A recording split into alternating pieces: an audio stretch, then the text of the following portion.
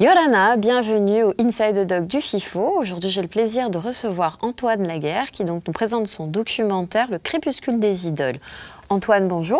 Yorana. Bonjour, Yorana. Donc Antoine, toi tu es en France, je suppose à Paris. Exactement. Voilà, et Dans donc... Dans le froid. Et bon.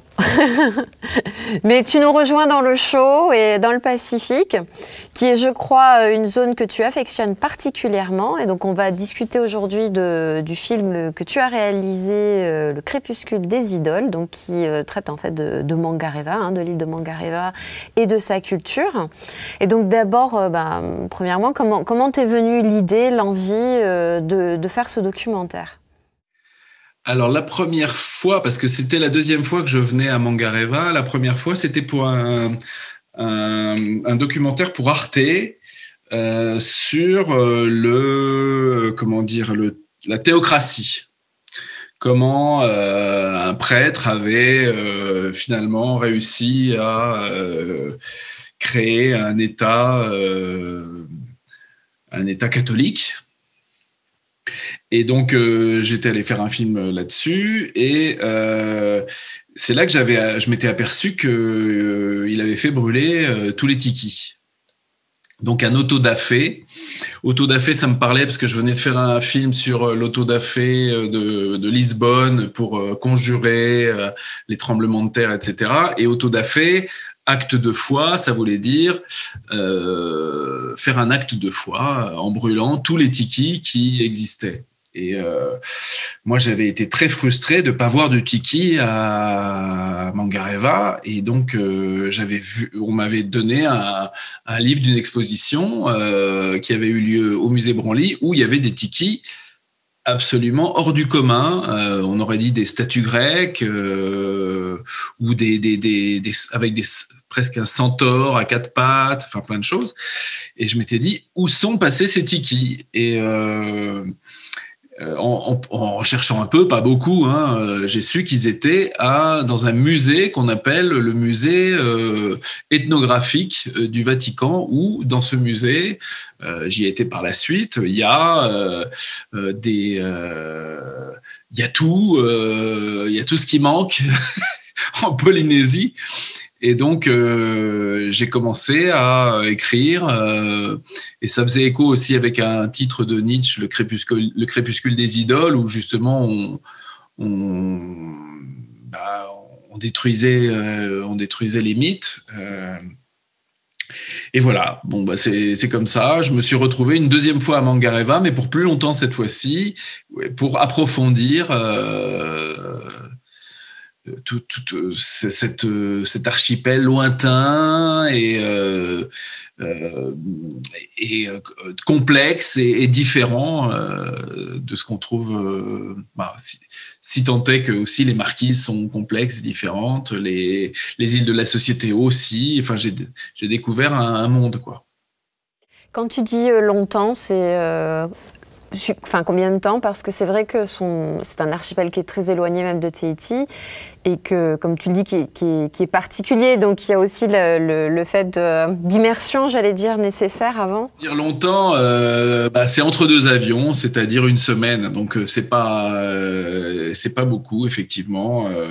Mais longtemps, c'est parce que je dis longtemps en même temps parce que j'ai beaucoup lu avant. J'avais déjà eu cette étincelle allumée par le premier voyage qui m'a... Oui, c'est vrai, je dis longtemps, mais c'est pas si longtemps que ça, malheureusement.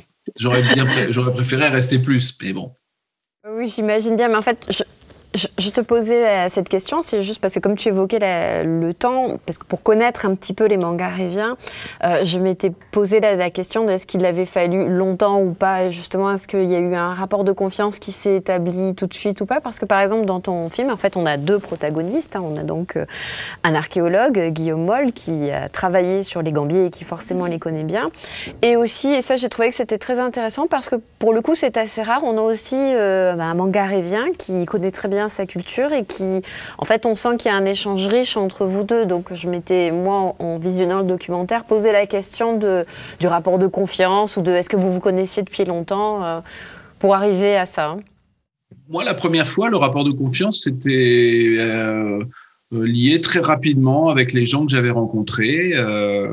Mais je connaissais pas Benoît, qui effectivement m'avait été recommandé par Éric Comte. Les gens de l'université de Tahiti, ils ont leur référent sur les îles qui les aide, etc. Et c'était le référent. Et il se trouve que ça a été effectivement quelqu'un de formidable dans le sens où il s'est investi de manière incroyable. Il y a vraiment la moitié du film qui lui est due. Hein. Il nous a emmenés en bateau, il nous a montré les endroits où...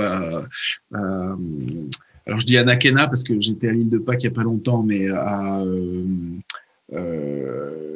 je confonds, mais c'est pareil.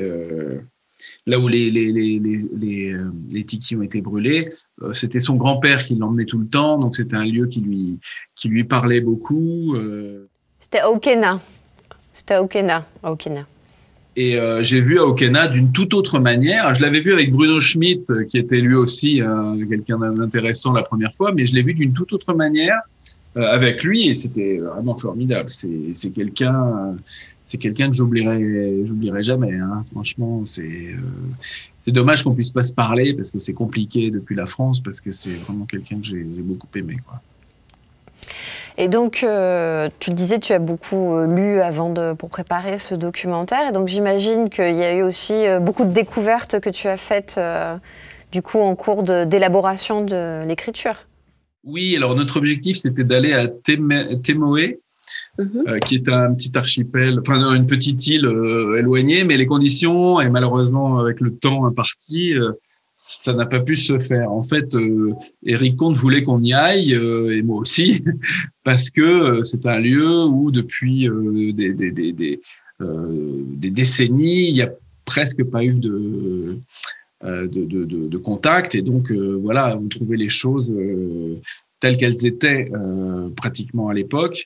Alors que, par exemple, je me souviens très bien avec Guillaume Moll, qui était complètement décati, on était sur l'île en train de chercher un marae des étoiles qui n'existait plus, et on a vu un bulldozer qui venait d'en finir avec le marae. Donc, c'est des choses qui arrivent et qui n'arrivent pas à témoigner. Mais on n'a pas pu y aller. Et donc, je sais plus ce que je disais. On parlait de quoi? Je sais plus. Je te demandais si donc dans le processus, avant de préparation du documentaire et donc de cette semaine de tournage qui est courte, en fait.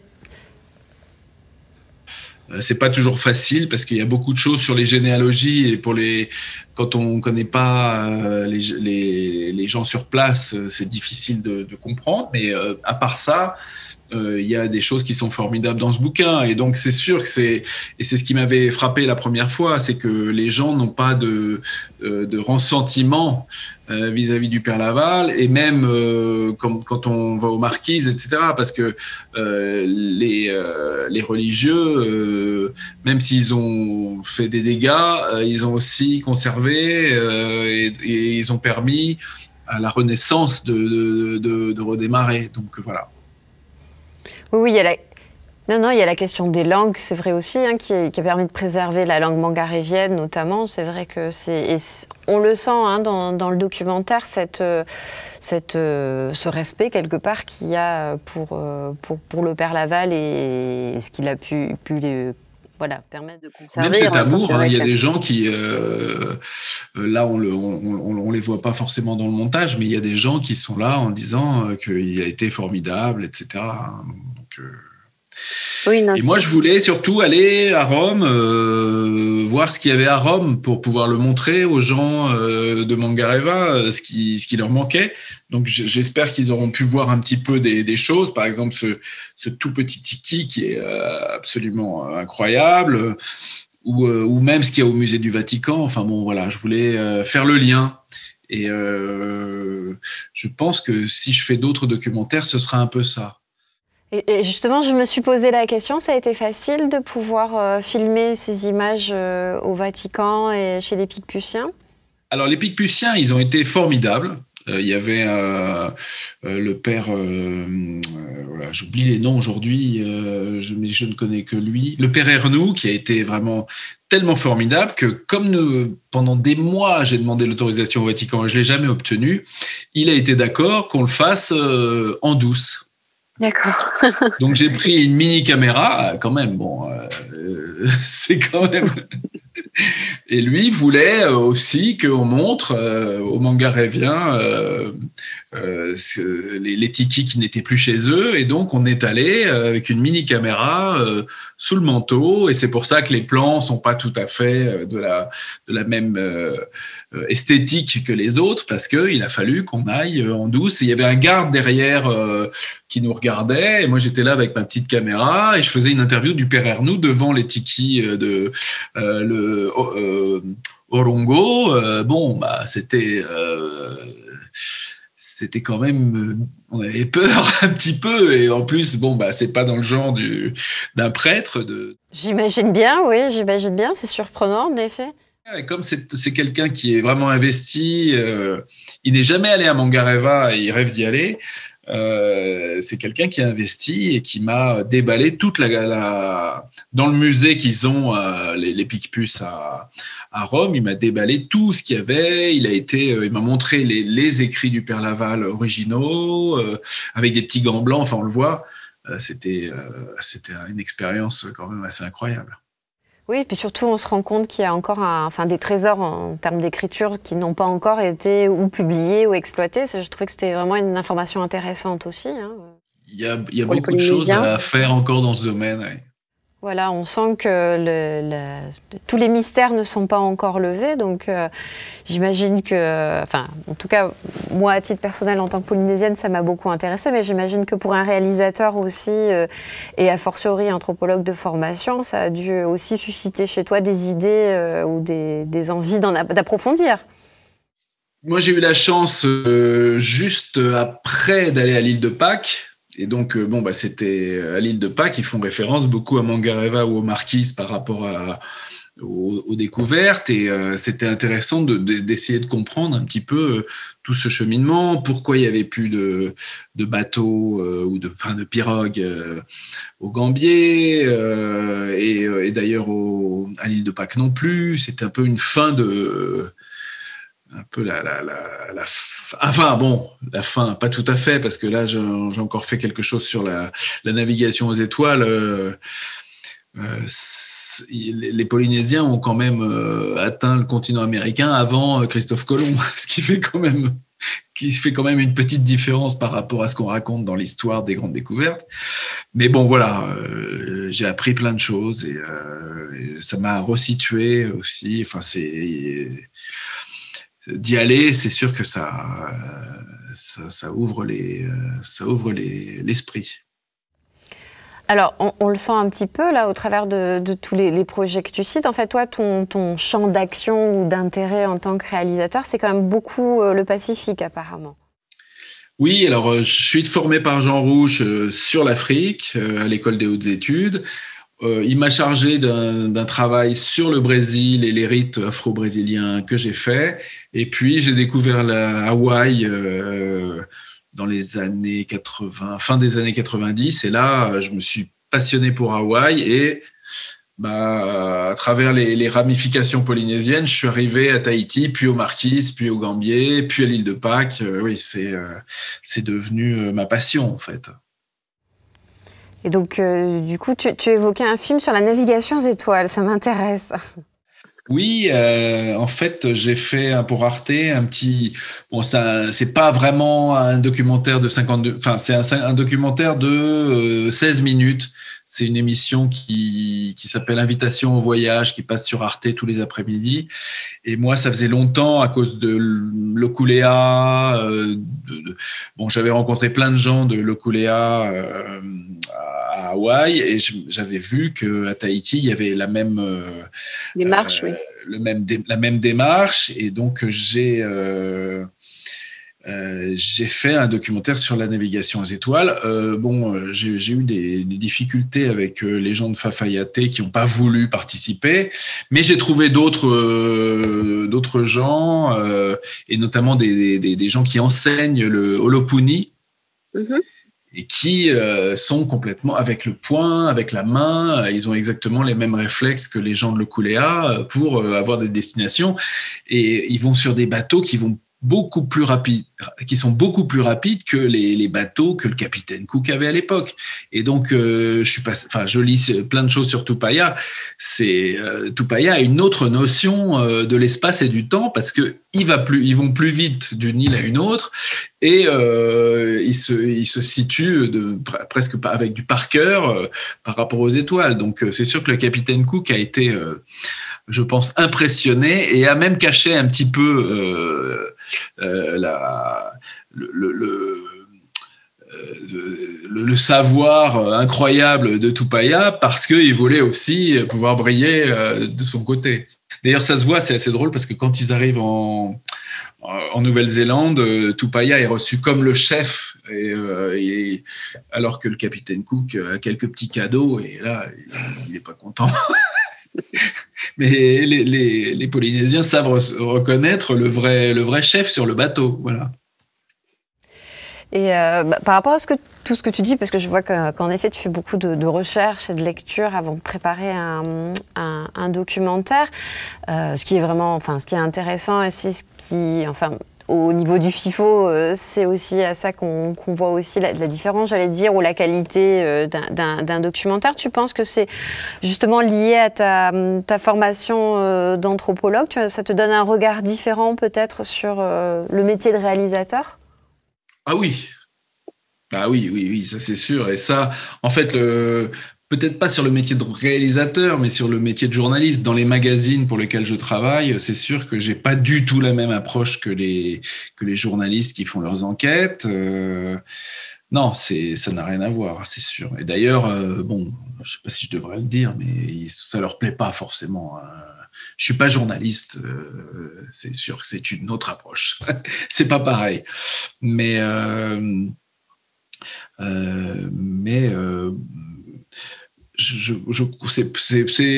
C'est presque autant un intérêt qu'un amour. Je suis passionné, je suis fasciné. Là, je lis un livre sur les Arioi, je trouve ça mais fou qu'on ait inventé cette secte. C'est quelque chose de dingue. Les Arioi, là, je lis La dépouille des dieux en ce moment.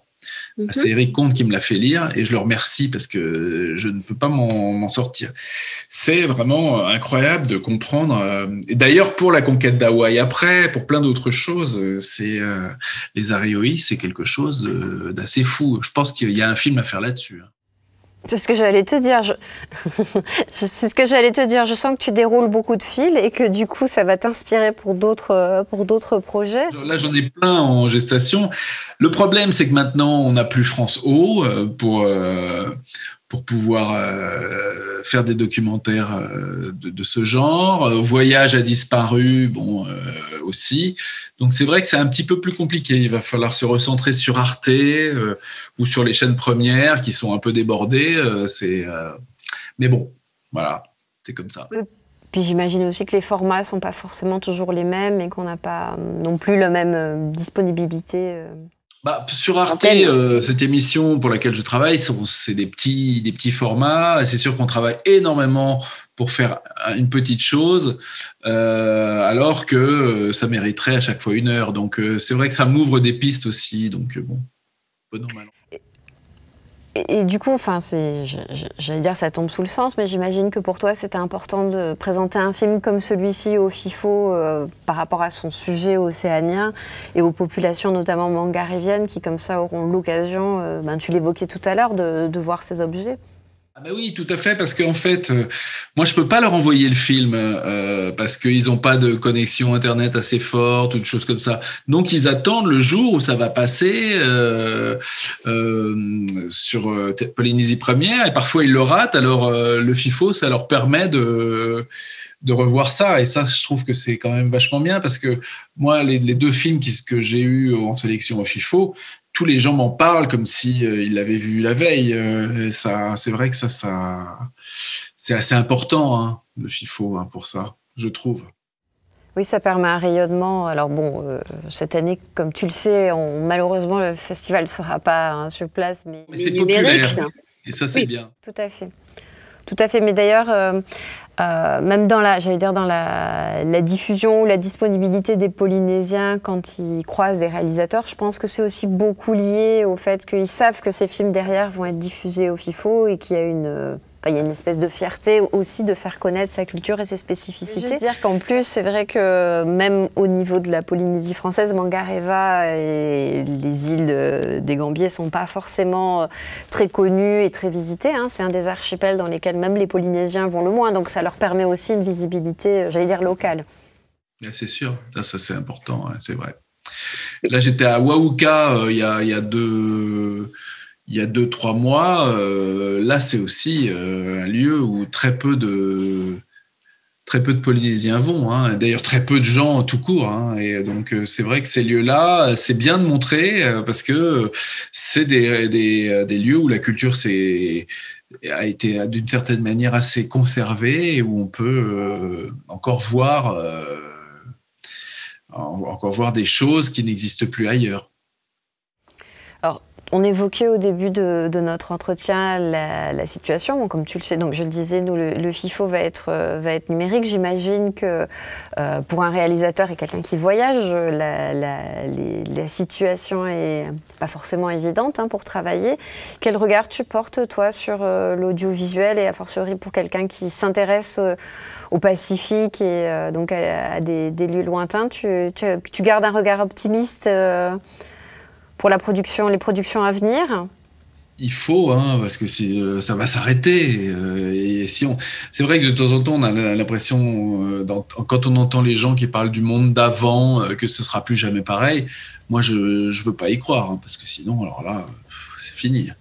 Donc, on va se vacciner, tout le monde doit faire attention, même s'il y a des écarts souvent, et on va s'en sortir. J'espère que l'année prochaine, ça va. Moi, je fais comme si l'année prochaine, ça repartait, hein. Je ne m'arrête pas, parce que sinon, c'est la déprime totale, hein.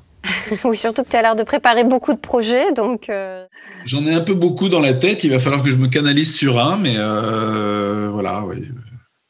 Là, mon prochain projet, normalement, si tout va bien, c'est à Bora Bora sur la manière de préserver l'écologie, le traitement de l'eau, dans le sens du Raoui, un petit peu. Oui. Normalement, ça devrait se faire pour Ushuaïa TV, j'espère, d'ici le mois d'août, on va voir. D'accord, bah écoute, c'est un beau projet. J'espère qu'on aura l'occasion de t'accueillir et que donc, tu pourras revenir très bientôt en Polynésie. Sûrement. Bah écoute, je te le souhaite. Sûrement, et puis, parce qu'on a parce que je crois qu'il faut le dire, que Air Tahiti Nui nous aide. Et franchement, c'est absolument exceptionnel qu'une compagnie, en échange des films pendant leur vol, nous permettent d'accéder à des lieux reculés pour pouvoir travailler, quoi. Oui, je suis tout à fait pour, puisque c'est aussi une compagnie qui aide le FIFO depuis de longues années, qui nous accompagne.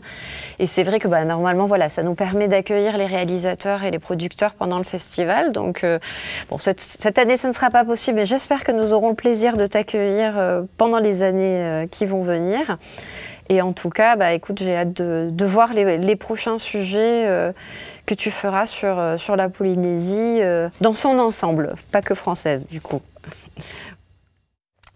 Donc Antoine, merci. Donc c'était l'Inside the Dog d'Antoine Laguerre. Vous pourrez retrouver le documentaire Le Crépuscule des idoles sur la plateforme du FIFO pendant toute la semaine du festival. Donc n'hésitez pas.